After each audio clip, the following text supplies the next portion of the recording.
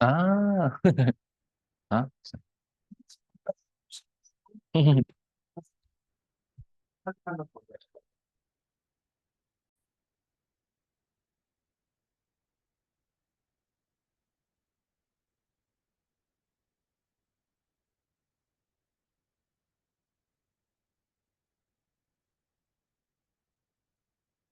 Hola a todos, buenas tardes. Para más uno PD Seminar, hoy es con el pase que yo presento Vicente, que vas a hablar de Riemann Zeta Flow en Generalization para nosotros. Perfecto.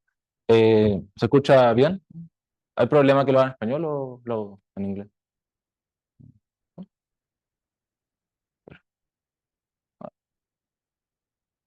Voy a partir. Hoy les vengo a hablar del trabajo que realicé con el profesor Claudio, el profesor Felipe y Víctor Castillo, para entender un poquito a qué va el flujo de la zeta de Riemann. Primero vamos a recordar quién es la función zeta de Riemann.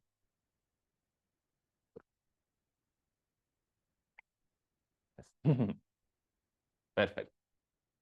La función zeta de Riemann es una función a valores complejos, por lo que si consideramos que el argumento tiene parte real mayor que 1, se puede representar con la siguiente fórmula. Esta fórmula está bien definida para todos los puntos y cuando uno estudia el límite al tender a 1, se encuentra con un polo, ¿ya? En el siglo XVIII, Leonhard Euler estudió esta función vista como una función a valores reales.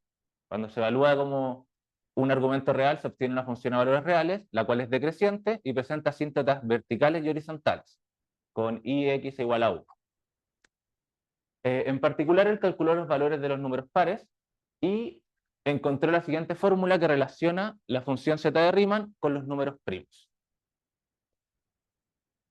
Buscando extender esta función a todo el plano complejo, se puede obtener como una función meromorfa, con la excepción del polo que presentan 1, y satisface la siguiente ecuación fundamental, perdón, funcional.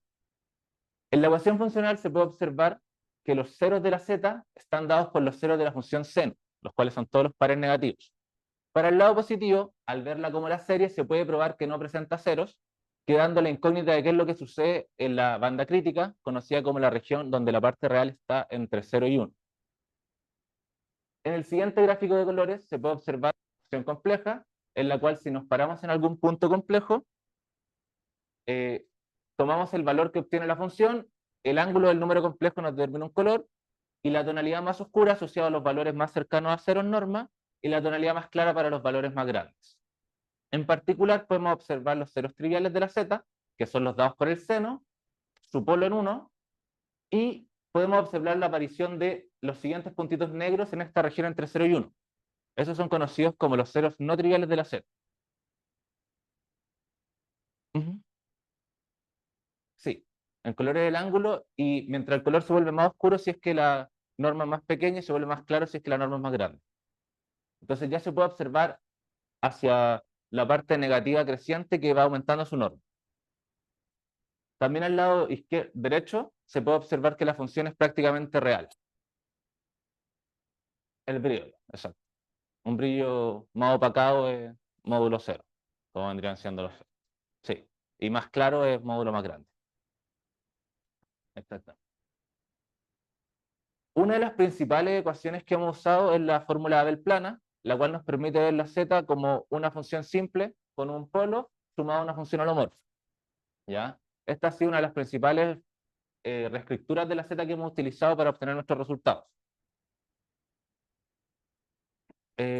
Riemann propone que la distribución de estos ceros tienen todos parte real igual a un medio, la cual es conocida como la hipótesis de Riemann, ya está hoy en día una conjetura.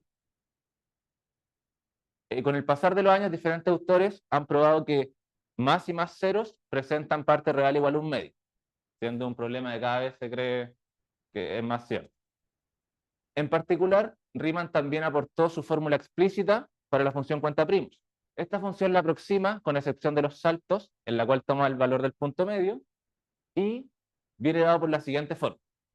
Esta fórmula, lo principalmente que nos interesa es que aquí utiliza una suma sobre los ceros de la z, ¿ya? Entonces, al conocer dónde están ubicados los ceros de la función z, encontraríamos esta fórmula explícita. En particular, aquí pueden ver una simulación de cómo a medida que le agregamos más de los ceros no triviales de la z, se va aproximando mejor la función cuenta primos. Esto está hecho hasta llegar a 100 aproximaciones, a 100 valores no triviales. De esta manera, si uno asumiera que la hipótesis de Riemann es cierta, tendría la siguiente fórmula para la función que aproxima la cuenta primos, que es esta función logaritmo integral sumado a este error. La función cuenta de primos presenta un salto cada vez que se encuentra un primo en los números naturales. Y la extensión al eje real es una función que es constante con saltos cuando estamos los primos. Por ejemplo, en 2 salta 1, en 3 salta 2, en 4 no salta. Claro.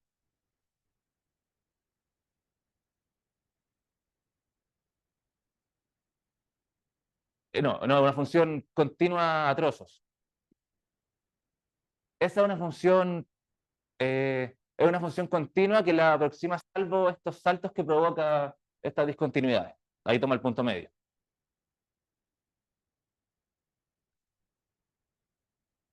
Sí, el phi 0 es el azul. Esa ha sido una función continua. El pi 0.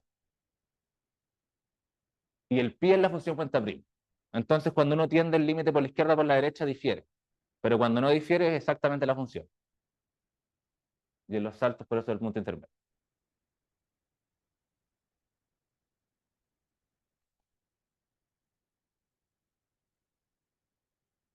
Con estas motivaciones de la Z, en el año 2003, Brogan y Barnett estudiaron el flujo holomórfico de la función Z. El flujo holomórfico de la función Z es una EDO compleja, la cual aquí se puede observar uno de los dibujos que ellos presentan, en el cual se observa el flujo, por aquí están los ceros triviales, y aquí más arriba se puede observar uno de los primeros ceros no triviales. ¿Ya? Para entender un poco cómo son estos gráficos, vamos a ver la siguiente clasificación de ceros que se tiene. En el flujo holomórfico, los ceros pueden ser de los siguientes tipos, dependiendo cuál es el valor propio que tiene, en su línea de elección. Si los valores propios son ambos del mismo signo, se dice que son nodos, siendo reales. Si son de distintos signos, se dice que son puntos sillas. Y si son números complejos, se dice que son focos. Al ser imaginarios puros, son centros. De todos estos casos que tenemos, como nos encontramos en el caso de una función holomorfa, los valores propios sabemos que son conjugados y dados por la derivada.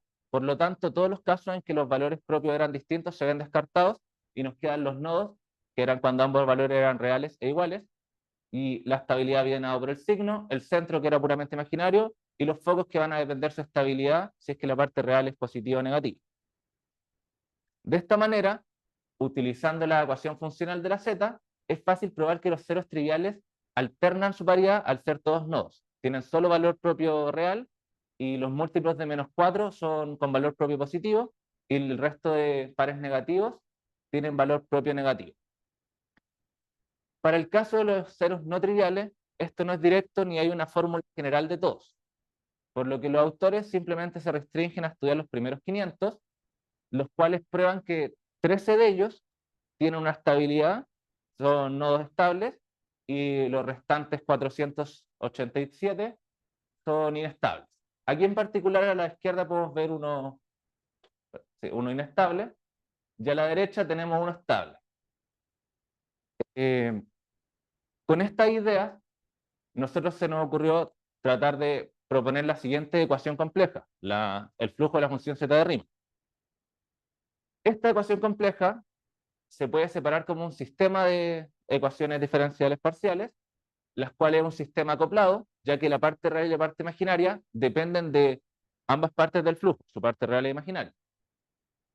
De esta manera, una de las primeras preguntas que tuvimos fue ¿en qué espacio trabajar este tipo de problemas? Un hecho importante es que los ceros de la función z de Riemann son soluciones constantes de esta EDP. Por lo tanto, nos gustaría no perderlas.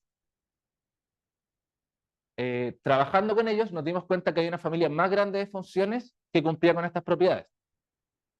Para ello, un carácter de Dirichlet es una función compleja que cumple las siguientes tres propiedades. Tiene un periodo, cumple que separa el producto y cumple la siguiente relación entre el argumento que tiene y su periodo. De esta manera, los caracteres de Dirichlet son simplemente ceros o raíces de la unidad. Al considerar un carácter de Dirichlet, nosotros podemos definir una función L de Dirichlet asociada a ese carácter.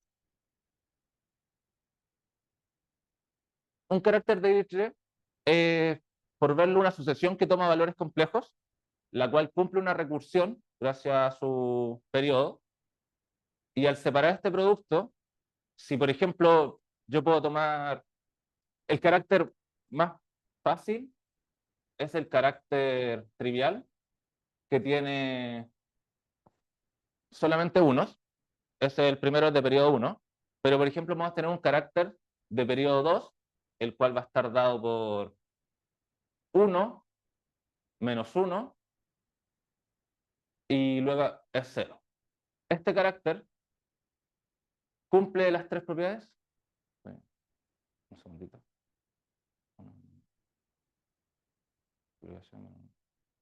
Discúlpeme un segundo. Claro, esto en n igual 0, en n igual 1 y en n igual 2.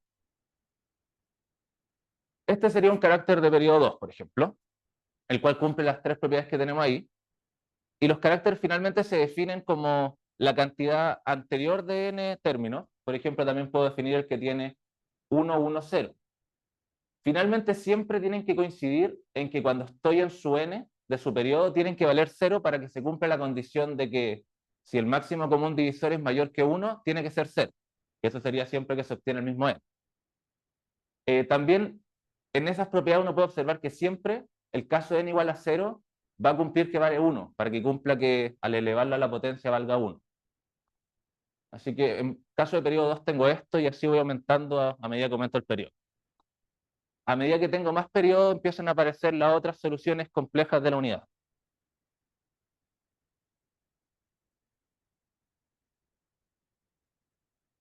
De esta manera, con la familia de caracteres, uno puede ir definiendo las funciones L asociadas a cada uno de esos periodos. Y como vimos, el caso más sencillo es recuperar la Z con el carácter principal. Y tomando otros caracteres podemos tomar modificaciones de la Z o funciones distintas, ¿ya? Todas estas funciones L de Dirichlet se pueden extender a todo el plano complejo, están definidas a priori solo para valores reales mayores que 1, pero en particular si la función presenta solo unos y ceros, como se observa en este caso, o en el primero, la función va a ser meromorfa, con un polo simple, y para el resto de carácter de Dirichlet van a ser funciones holomorfas en todo el plano. Entonces, de esta manera hay una familia más grande que engloba las Z, que son las L Dirichlet. Así podemos definir el flujo generalizado de la función Z de Riemann de la siguiente manera, el cual también se descompone en su parte original. Las funciones L de Dirichlet, al igual que la Z, también presentan su hipótesis de Riemann. Es la hipótesis generalizada de Riemann, la cual dice que todos sus ceros no triviales también tienen parte real un medio. Por lo tanto, también es interesante volver a analizar cómo se comportan los ceros de la R de Dirichlet en esta EDP. No, solo las que tienen unos y ceros. Las que presentan cualquier otro valor, por ejemplo esta con menos 1, ya es holomorfa completamente. Sí, y simple. Exacto. Es más, si uno prueba que es equivalente probar la hipótesis generalizada de Riemann a la de Riemann, entonces si uno prueba que hay una L de Dirichlet que no tiene un cero con la forma un medio, contradice la hipótesis de Riemann.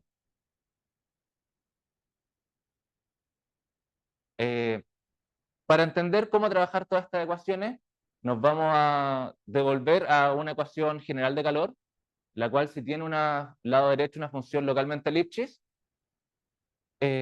conocemos su fórmula de Duhamel, dada por el kernel de calor, y el teorema de Fujita-Kato nos dice que en función de la condición inicial, podemos decir que esta tiene una única solución, por lo menos para un tiempo determinado por ella. Esto no va a ser tan aplicado a nuestro caso, ya que nuestra función no va a ser localmente Lipschitz, pero es una de las primeras ideas que tuvimos para empezar a trabajar este problema. También podemos entender lo que es un blow-up o una solución global, volviendo a analizar la misma ecuación, para la cual podemos decir que se presenta la siguiente dicotomía. Si el tiempo maximal de existencia es infinito, podemos decir que la solución a este problema es global, y si el tiempo es finito, se tiene que el lim sub de la norma sería infinito, lo cual sería un blow up en el tiempo t. Con estos dos conceptos, vamos a estudiar el siguiente trabajo presentado por John Chang-Woo, en el cual él estudia la siguiente DP compleja. Esta DP compleja presenta al lado derecho la función u cuadrado. Por lo tanto, si lo llevamos a un sistema de ecuaciones, tiene la siguiente manera. Ahí el menos producto a la multiplicación de la unidad imaginaria y lo que queda intermedio del producto. Esta ecuación tiene la particularidad de que si la condición inicial es puramente real, se transforma simplemente en una ecuación diferencial parcial, la cual es sumamente conocida. ¿Ya? Para poder entender cómo se comporta este sistema, los autores optan por entender primero cómo se comporta el flujo holomórfico de él. De esta manera tienen el siguiente sistema de ecuaciones diferenciales ordinarias, el cual tiene una solución explícita. En la mayoría de los casos, esta solución explícita está definida para cualquier tiempo, es una solución global y converge al origen, con la excepción del caso cuando la parte imaginaria es cero y la parte real es positiva. En ese caso, se obtiene que U1 de t va a estar dado por 1 partido en tr menos t, y U2 de t va a ser siempre 0. En ese caso en particular se va a tener que la ecuación presenta un blow up en tiempo tr. De esta manera, con esta idea, los autores proponen el siguiente teorema. Este teorema dice que si la condición inicial satisface la siguiente relación, que existe una constante, tal que eso, todas las soluciones van a ser globales y van a converger al cero. Si miramos bien la condición, el caso malo es cuando la parte imaginaria es cero y la parte real es negativa. Perdón, es positiva. Justo en ese caso es donde esta solución se rompe, en esos X. Entonces, de cierta manera, entender bien la EDO nos está dando mucha información de qué es lo que va a pasar en una ecuación de calor. Haciendo la comparación de este trabajo previo con lo que nosotros queríamos, como mencionaba, si entendemos la función de z en todo el plano complejo, no es localmente Lipschitz, sí si la trabajáramos solo en un semiplano. Ambas fijan el eje real, es decir, ambas las podemos reducir a una pura ecuación diferencial parcial, para el caso en el que la parte imaginaria sea cero. Y por otro lado, nosotros no tenemos un conocimiento de la solución explícita de nuestro flujo holomórfico, pero sí conocemos los resultados que nos entregan Brogan y Barnett. De esta manera, los principales resultados que hemos obtenido son los siguientes. Primero, pudimos obtener un resultado de existencia local y unicidad, considerando P una función que nos determina la distancia a la que se encuentra la condición inicial al polo. De esta manera, si trabajamos en las funciones acotadas continuas a valores complejos y le pedimos esta condición de que el ínfimo sea mayor que cero, esta es una condición un poco más fuerte de que no toque el polo. Es pedirle inclusive que ni en el infinito del dominio, ya que estamos trabajando en un dominio no acotado, no converja el valor del polo. Para este caso podemos probar que existe un tiempo para el cual la ecuación del flujo del calor de la z presenta una única solución. Este resultado se puede ver generalizado al caso en el que agregamos este parámetro lambda, el cual puede ser más o menos 1, y tomamos cualquier L de Dirichlet como lado derecho. En particular para el caso en que las L sean funciones holomorfas, es decir, cuando no vienen asociadas a un carácter principal, podemos eliminar esta restricción de pedirle que no esté cerca del polo, ya que no existe. Una pequeña idea de cómo prosigue esta demostración es considerar beta mayor que la norma de la condición inicial, esto es norma del supremo, y considerar epsilon un parámetro menor que la distancia a la que está el polo, y de esta manera crear este artefacto, que es un conjunto dado por las condiciones iniciales, el cual es un conjunto cerrado que se encuentra dentro de X. Te recordamos que X con esta norma es un espacio de Banach. Así que por lo tanto sería un subconjunto cerrado en un espacio de Banach. Y considerando la fórmula de Duhamel, probar que esta cumple las siguientes dos propiedades. Lo primero es que manda este conjunto cerrado en el mismo, y lo segundo es que restringida a este conjunto sea una función localmente Lipschitz. Para hacer la prueba de estas dos propiedades, usamos principalmente la fórmula de Abel que les mencioné antes, utilizando que era un polo simple, eso fue sumamente importante, y que la otra parte era una función holomorfa. La función holomorfa no te presenta más problemas, pero el polo simple te permite trabajar con esta contracción de la Lipschitz, dado esa distancia que tenemos. Y de esta manera, tomando un tiempo que dependa de esta condición inicial, poder concluir con el teorema del punto fijo de Banach, que es el resultado de que existe una única solución para este problema.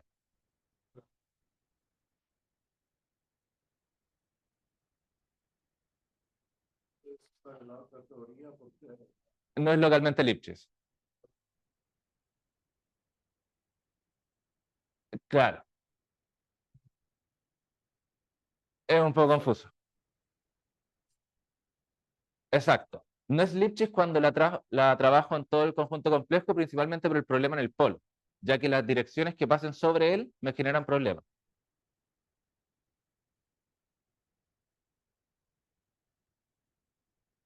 Exactamente.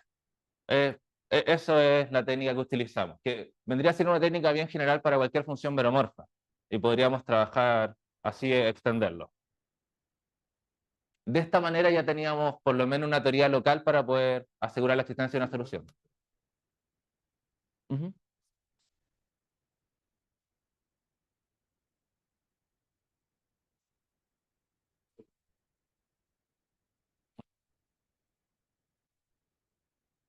ujú.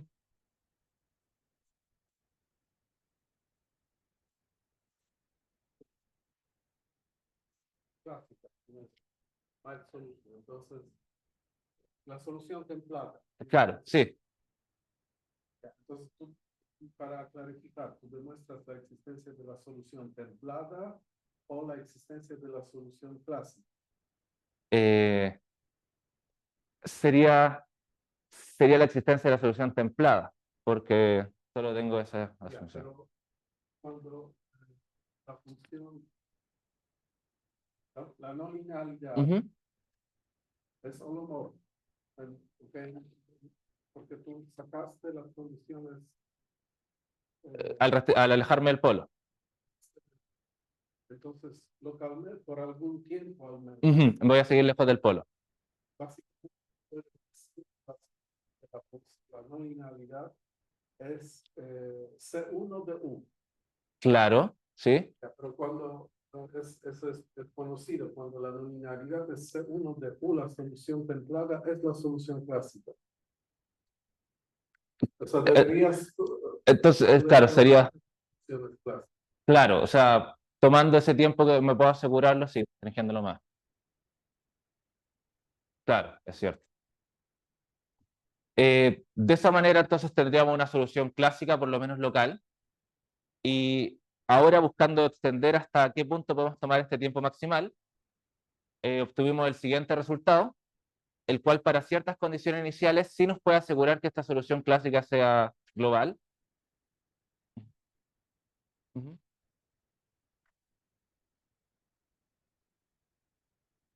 Duhamel. Eh, Abel Plana. Eh, sí. Eh, claro, en verdad, nosotros para obtener los valores exactos de la z de este tiempo utilizamos la Abel Plana, pero en general para cualquier L de Dirichlet, lo que hacemos es principalmente escribirlo como tiene un polo simple, como 1 sobre S-1 más una función holomorfa. Y dado esa función holomorfa que queda como resto, estaría determinado el tiempo de existencia. Ahí no sería en particular el plana, pero Abel Plana tiene una extensión a la z de Hurwitz que generaliza a la z. Entonces, sí se pueden encontrar las constantes explícitas usando Abel Plana para la z de Hurwitz, pero hay que jugar un poquito más porque hay que agregarle estos coeficientes de Dirichlet, que hay una relación que mantienen entre la z de Hurwitz y la z. No es directo, pero brutamente, como vimos que los caracteres de Dirichlet son casi puros, o sea, todos están acotados por uno, hay cotas brutas con la z de Hurwitz que se pueden asociar a la CL en general. Pero a priori con la que les mostré sería solo para la Z. Con la de Hurwitz, que aparece un segundo parámetro, se pueden encontrar constantes que valen para todas las L. Que en el apéndice que hicimos en el trabajo sí están para todas las L en general. De esta manera, para algunas condiciones iniciales particulares vamos a tener una existencia global e inclusive el comportamiento. Estas condiciones iniciales van a ser también funciones complejas, acotadas y continuas, a las cuales les quiero pedir estar sobre este valor de sigma 0, el cual es mayor que 1. Sigma 0 va a ser un parámetro el cual cumple que la parte real de la z se mantiene positiva para todos los valores de sigma mayor que él. Esto puede ser un poco enredado, así que igual lo quiero escribir. Entonces tenemos un sigma 0, el cual podemos considerarlo como el menor de los sigmas, tal que la parte real de la z, esto lo escribo que después cuando avancemos se mantenga, esto sea mayor que 0 para todo t, ¿ya? Esta condición no es obvio que exista este sigma, ¿ya? Pero al recordar que la función z, como vimos, convergía a 1 de manera independiente del número complejo en el que estemos, tenemos que, como converge a 1, a partir de algún punto podemos asegurar que su parte real va a ser mayor que 0. Entonces eso nos garantiza que tiene que existir algún sigma 0 a partir del cual la parte real siempre sea positiva, ¿ya? Este sigma 0 en la literatura, el autor Van der Loon lo encuentra y dice que es de la forma sigma 0 similar a 1.17.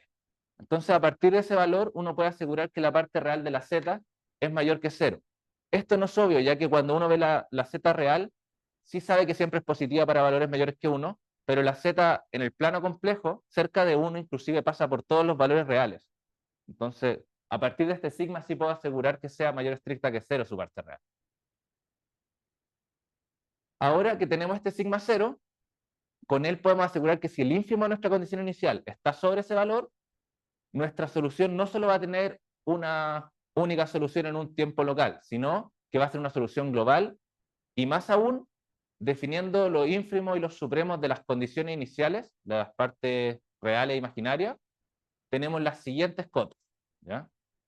Estas cotas me interesa que las vean bien, ya que, voy a borrar esto un poquito, la z como función real, que es donde nos importan estas cotas, pues está solo evaluada en valores reales, tiene el siguiente comportamiento. En 1 explotaba y decrece hasta 1. Por aquí vamos a colocar el 1.17. Voy a hacer un poquito más acá. 17. Entonces, viendo esto, las segundas, es claro que la de la izquierda es negativa y la de la derecha es positiva. Pues la z siempre va a ser mayor que 1. Por lo tanto, en la parte imaginaria esto simplemente nos da un con. Nos dice que no decrece más rápido que esa pendiente y tampoco crece más rápido que la otra. Pero para la primera ecuación, en la cuota superior nos dice que se comporta como a lo más la z del ínfimo, que es un número positivo, por t, y este máximo. Este máximo sucede porque para el valor 1.71, perdón, 1.7 aproximadamente, voy a hacerlo, de verdad, 1, 1.17 y 1.7, en este valor en particular, la z alcanza el valor 2. Entonces, a partir de 1.7, podemos asegurar que si el ínfimo es mayor que eso, la parte real no solo va a existir de manera global, sino que se va a ir infinito de manera lineal entre estas dos pendientes. Entonces, todo esto nos dice la desigualdad de aquí abajo. Nos dice que no explota en ningún tiempo finito y a partir de algún valor del ínfimo nos asegura que inclusive la parte real se va a infinito, no más fuerte que una función lineal. De esta manera, este mismo resultado se puede llevar a cabo a todas las funciones L, haciendo el pequeño cambio de que este sigma 0 ahora está asociado a la L que tomemos. Así que este sigma 0 va a depender de la función L que tomemos, no va a ser uno general para todas, ¿ya? No tenemos una idea de cuál es el sigma 0 asociado a la mayoría de la L, pero sí sabemos que todos los sigma 0 están acotados superiormente por 1.7. Eso sí lo pudimos probar. Entonces sigma 0 es un valor entre 1 y 1.7. Eso sí lo probamos. un poco cómo prosigue esta demostración. La idea principal es partir que como nuestra condición inicial, su ínfimo es mayor que sigma, esa condición nos va a garantizar que el lado derecho de la función de calor sea positivo. Por lo tanto, nuestra función no va a poder decrecer, no va a poder decrecer en el tiempo, y de esta manera se va a encontrar siempre mayor que ese ínfimo. Demostramos eso primero, y posterior a este, usando esa desigualdad, buscamos obtener las siguientes dos. Estas desigualdades son en todo tiempo y espacio, por lo tanto, son súper fuertes, ya que solo necesitan la condición inicial, solo necesitan esta desigualdad arriba, y la demostración es bien sencilla, utiliza los siguientes cálculos. En el caso de la superior, se utiliza que todos los caracteres de Dirichlet están acotados por 1, y tomando que la función z es decreciente, podemos acotarla con el ínfimo.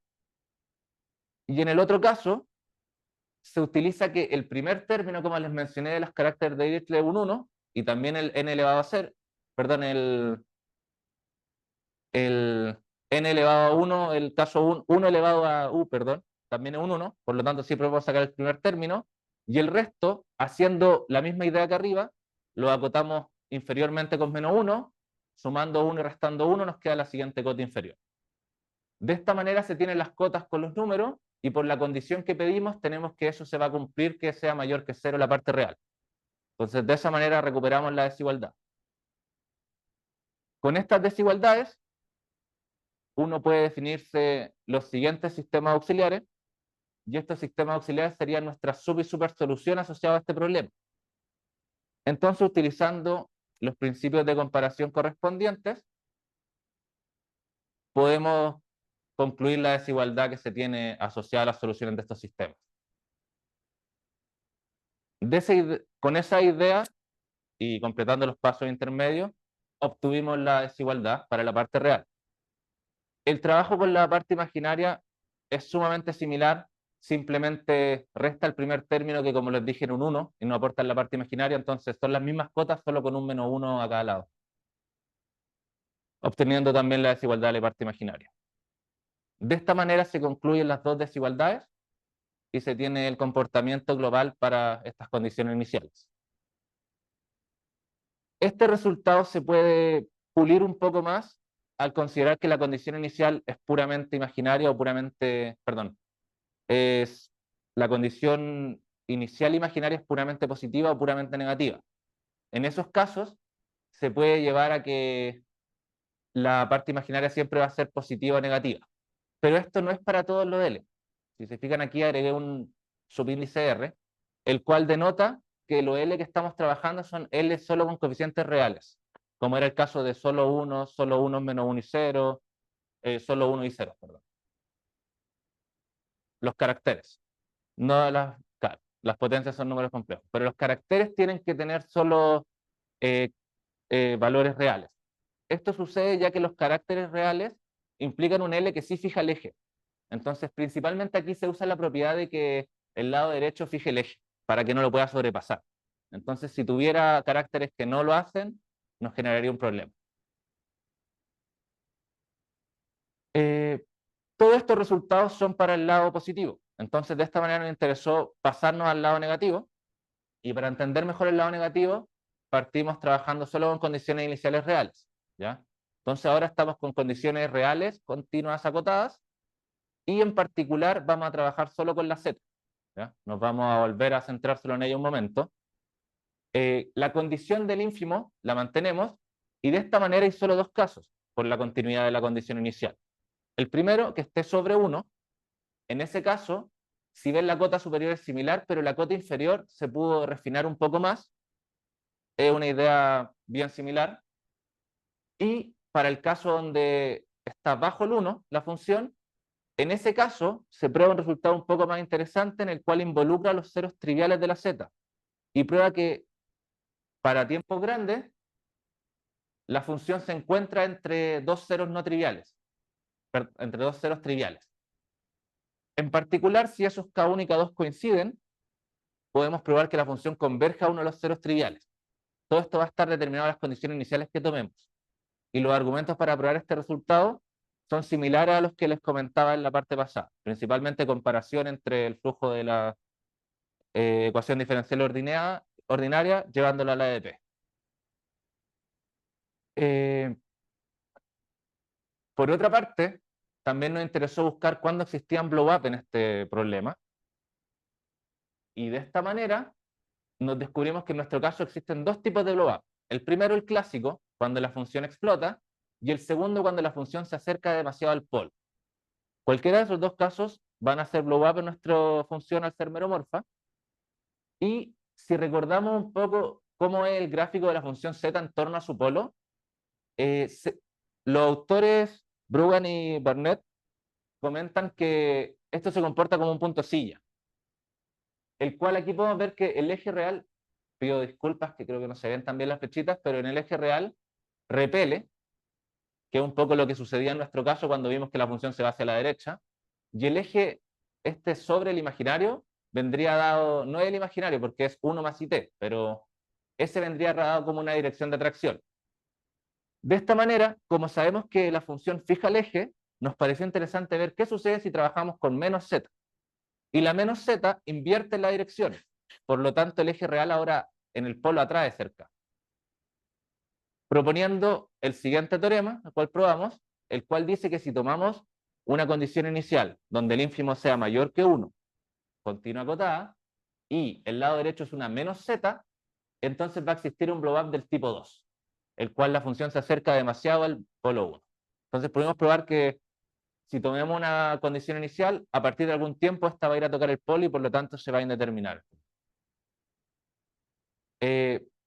Una de las primeras dudas que surge con este resultado es si se puede llevar a más funciones L, las cuales serían quizás solo las funciones del tipo de caracteres reales, o inclusive si podríamos tomar la existencia de otros blow-up del tipo 1. Estas son preguntas que siguen abiertas, ya que el trabajar el lado derecho de la z fuera del eje real se vuelve algo más complicado, ya que en el eje real, como vimos con la ecuación funcional, tenemos el comportamiento de un seno, tenemos el comportamiento de una gama y la simetría de la z, y estas son funciones que fuera del eje real, por ejemplo el seno, tiene un carácter como el seno hiperbólico, con un crecimiento sumamente explosivo. Entonces, eso nos lleva a creer que por ahí pueden estar la existencia de blow-up del tipo 1, pero no hemos podido encontrar ningún resultado que lo pruebe. Actualmente nos encontramos extendiendo estos resultados o los acordes a los siguientes modelos de ecuaciones diferenciales parciales. El primero de ellos es la KdV generalizada de la z, en el cual estamos estudiando la siguiente ecuación. Como mencionaba, a nosotros nos interesa buscar soluciones constantes también de la z para recuperar los ceros. Por lo tanto, no se puede hacer el enfoque clásico de trabajar en algún LP, ya que las soluciones constantes no lo satisfacen, y de esta manera estamos basándonos en los trabajos de Molinet y Palacios, buscando extender cómo trabajar en el infinito este tipo de ecuaciones.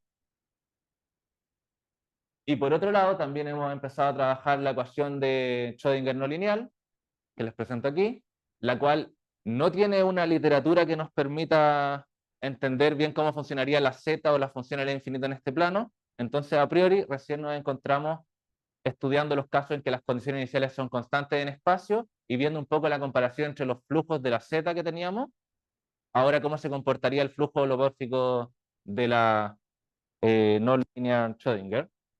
En particular hemos observado que ya la estabilidad de los ceros se ve afectada producto de este número imaginario que aparece, apareciendo centros y otros comportamientos que relacionan a estos ceros. Sí, por supuesto. Como antes nosotros estudiábamos...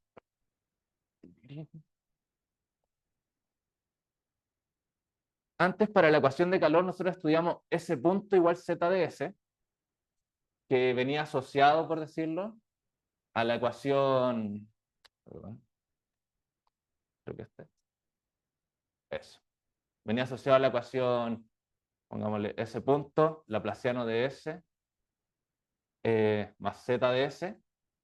Ahora queremos intentar estudiar un flujo asociado a esta.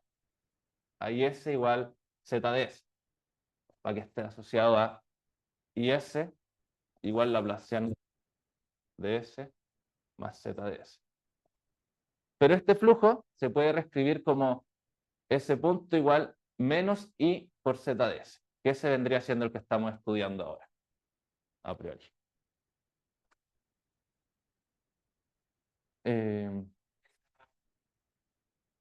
Claro, como les comentaba antes, estos son nodos, si recuerdan, y este era el punto silla que era este polo, como se observaba, pero ahora estos nodos que antes eran puramente reales, ahora sus valores propios vienen dados por estos centros, ya que si uno los linealiza, son puramente imaginarios, y el punto silla, la dirección que tenía antes, que eran el eje real y el eje vertical, ahora vienen dados por unas direcciones diagonales de 45 grados. Entonces, estos son los cambios que se ven en esta imagen. Hay más cambios también, por ejemplo, en el lado derecho, que antes era todo hacia el eje real, o sea, perdón, todo constante hacia la derecha, ahora se va todo hacia abajo. En los valores de los no triviales también hay unos ciertos cambios que podríamos observar. Todo esto es un trabajo que de momento estamos todavía en exploración, pero ya se está observando ciertas relaciones entre este parámetro que apareció aquí multiplicando el flujo, que es como una rotación en menos 90 grados, por decirlo.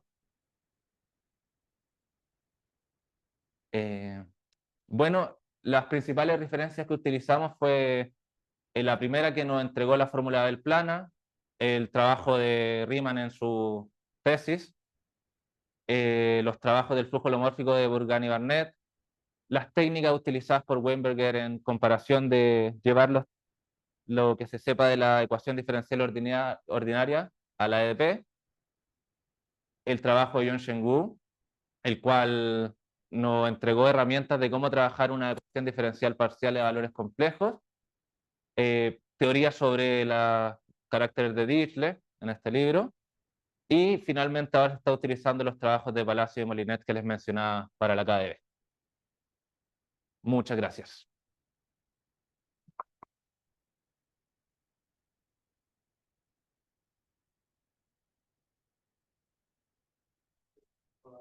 Si Charla, ¿alguna pregunta o comentario?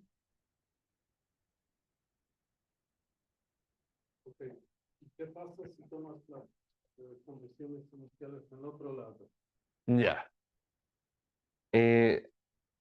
Eso es algo que nos está complicando porque sabemos que existe localmente, pero el cómo crezca, si volvemos al gráfico que... No sé, Ricardo, ¿puedes colocar como la segunda diapo? O el gráfico de colores que teníamos. ¿Te puedo molestar con...? O mejor lo hago. Es que es como la segunda diapo, creo. Sí. Ah, ya, no hay problema. Aquí creo. Este de aquí. Ya. Las soluciones de acá, viendo la idea de que se traslada el comportamiento de la ADP, se puede observar que aquí hay unos crecimientos más o menos lineales, o sea, que en verdad son explosivos, ya que si nos damos cuenta, este lado crecía de manera lineal porque tenía pendiente igual a 1, por decirlo. Pero en este otro lado, si ve, estos crecimientos ya se vuelven con valores mucho más altos, entonces creemos que aquí hay un comportamiento explosivo en tiempo a medida que nos vamos saliendo de la recta, pero es algo que no hemos podido probar y simulando es súper difícil trabajar la z fuera del eje porque no tiene una fórmula explícita, por decirlo. Entonces, por eso es que hemos empezado a utilizar este tipo de ecuaciones para tratar de encontrar los valores. Pero eso ha sido otro impedimento que hemos tenido en la parte numérica todavía, poder simular bien esto para entenderlo. Pero más teórico no tenemos. Por ejemplo, son ceros de Z. Claro, sí, Estos ceros triviales, por decirlo. ¿Sí?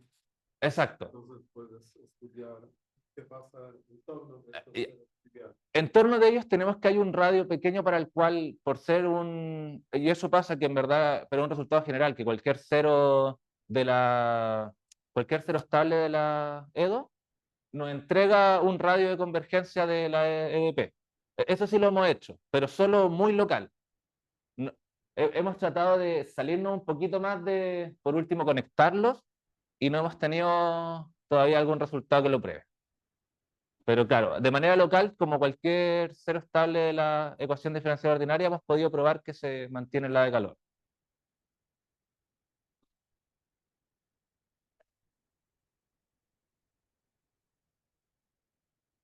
Sí, inclusive también los no triviales.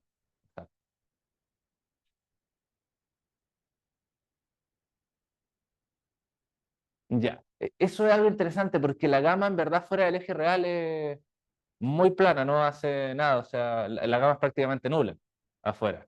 En el eje real es donde que tiene ese carácter explosivo que sabemos como los factoriales, porque si vemos en la gama en el lado positivo. Entonces, la gama se comporta bien. El mayor problema que hemos tenido han sido el seno, que nos tiene ese seno hiperbólico, que cuando nos salimos del eje real. Y estas potencias. Pero esas potencias igual son negativas, entonces tampoco es algo malo. Lo único que nos está complicando un poco es que muchos de estos resultados, como uno compara, necesita comparar la parte real o la imaginaria, porque como no mantienen signos, no podemos utilizar teoría de sistemas cooperativos o competitivos, ya que los signos oscilan mucho como vemos aquí, pasan mucho entre ser positivo y negativo. De esta manera, estas potencias imaginarias hacen que, a pesar de no aportar mucho, sí cambian mucho el signo, rotan mucho y nos hacen complicarnos como cómo comparar. ¿Qué es ser más grande que tú en dos dimensiones?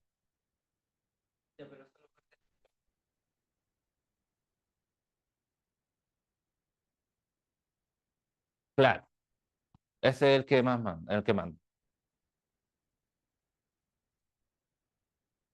con una exponencial. Tiene toda la pinta de que podría salir disparado. Eh,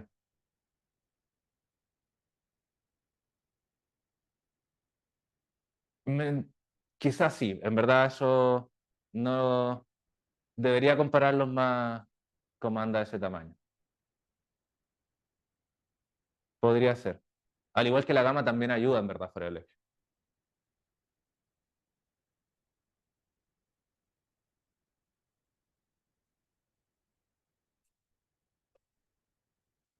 Online.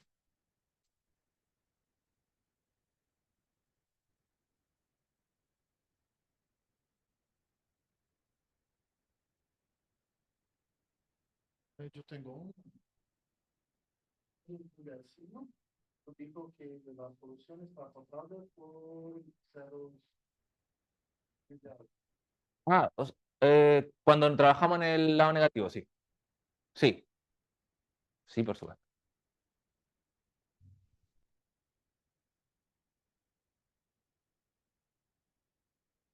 Eh, Ahí, es. ¿Y no sabes cuál es la relación del dato inicial? Sí, tenemos una relación exacta, la verdad. No la quise anotar para no hacerlo tan... Pero la relación es la siguiente. Si nosotros consideramos el ínfimo de la parte, o como es una función real nomás, el ínfimo, él va a pertenecer a un intervalo de la forma menos 4n más 2, menos 4n menos 2. Va a pertenecer a alguien de esta forma. Y el supremo va a pertenecer a alguien de esta otra forma. Eh, Tenemos aquí un n1 por decirlo y aquí un n2. Entonces, el supremo y el ínfimo de la condición inicial. Tomamos el cero que esté por debajo del ínfimo y el cero, el par que esté más grande por arriba. Y definimos estos intervalos. Y en base a estos intervalos, las constantes van a ser explícitamente menos 4n1 y menos 4n2. Esas van a ser las dos que tenemos ahí. Entonces, es buscar en el ínfimo y el supremo en qué intervalo de largo 4 está entre dos pares y tomar esos como los intermedios como las cotas. Todo esto viene dado porque estos de al medio son los, ¿cómo se llama? Los estables. Creo que quizá tengo un desfase con un más 2, pero es una idea así, armarse unos intervalos de largo 4 sobre el supremo y el ínfimo y en ellos decir cómo esto va a converger a eso. Lo va a traer las puntitas.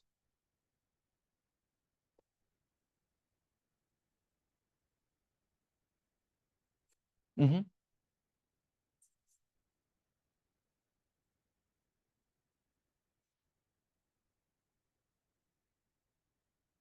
Claro, si yo tomo una condición inicial real, y-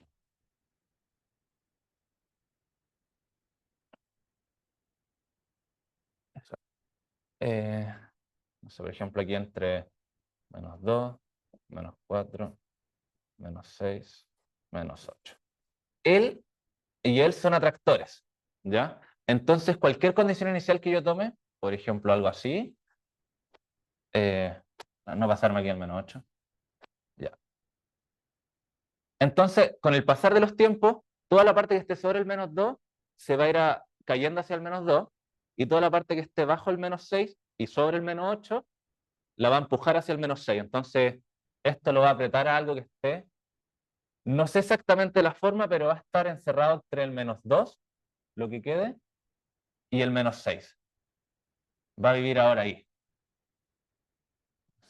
Entonces lo va a terminar apretando entre las dos que eran los estables. Sí, esto es la condición en... una función real nomás, entonces está graficada como en X nomás. Entonces lo que hace finalmente es verse atraída por estos ceros estables, en este caso el -2 y el -6. Claro, este sería G, y perdón, sí, este tiene razón. Pongámosle, le voy a colocar infinito X, o sea, porque sabemos que a eso empieza a pasar en el límite, a partir de un tiempo.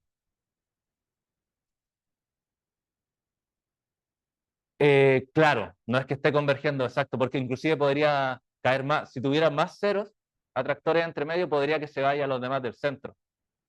¿Entiendes? Aquí, por ejemplo, solo tengo dos. Pero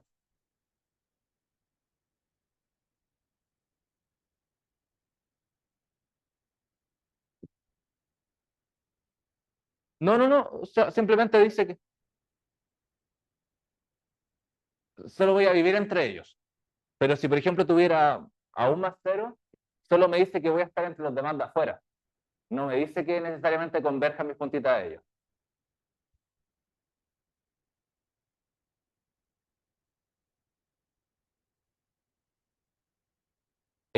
No necesariamente. Claro, eso no sería interesante, pero claro, tratamos porque pues, rompería un poco la continuidad de la función, por decirlo, pero claro, no sabemos. Es más, inclusive buscamos hasta la existencia de soluciones que fueran, por ejemplo, un arco tangente entre -2 y -6 que pase por el -4. Y en una dimensión nos dimos cuenta que no habían cosas así. Tenemos que trabajar en D más grande que 1 para buscar soluciones que conectan ceros triviales. En una dimensión se puede probar que no, por un tema de que una solución que conecte ceros, al integrarla, tiene que cumplir cierta igualdad entre los lados, por la ecuación diferencial que satisface. Es que, claro, podría pasar, ¿sí? Que esté pegada como en -2 y luego se pega un salto a -6.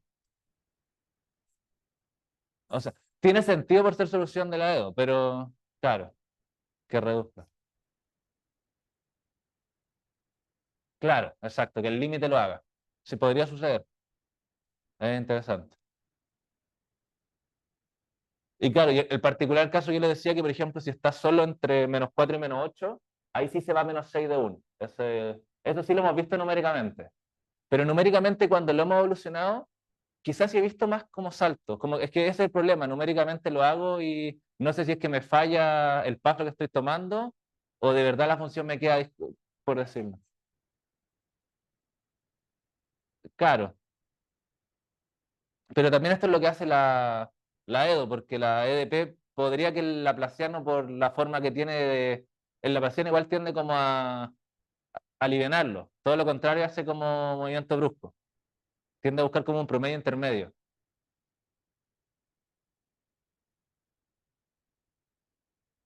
Sí, pero también habíamos cuestionado si, por ejemplo, esta sí va a -4, por decirlo, como porque lo trate de dejar plano el laplaciano.